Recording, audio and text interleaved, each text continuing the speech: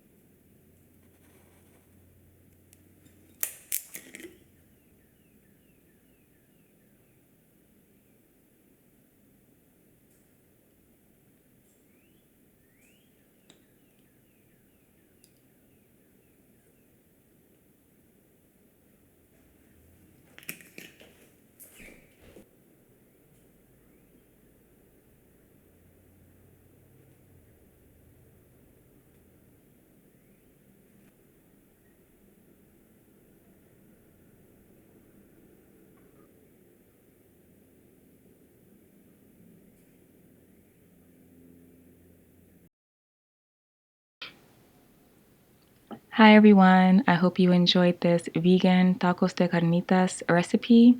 These tacos are so delicious. They were inspired by a vegan restaurant that I went to in Vegas with my family called Pancho's Tacos Veganos.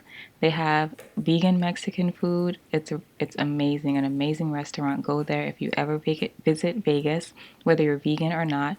My entire family is non-vegan and they loved that restaurant.